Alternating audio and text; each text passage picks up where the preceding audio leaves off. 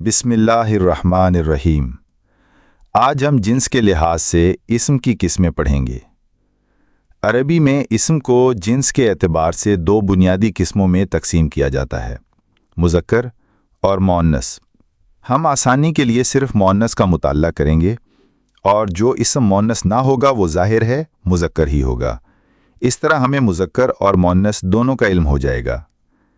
عربی میں مؤنث دو طرح کا ہوتا ہے، حقیقی مؤنث اور غیر حقیقی مؤنث۔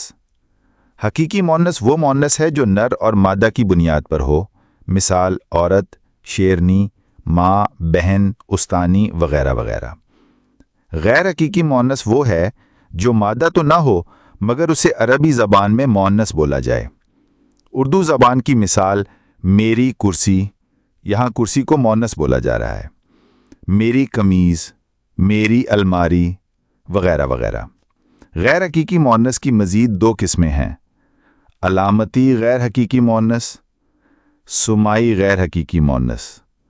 آئندہ سبق میں اس کی تفصیل بتائیں گے۔ قرآن کا پیغام ہر دل تک پہنچانے کے لیے ویڈیو لائک، شیئر اور سبسکرائب کریں۔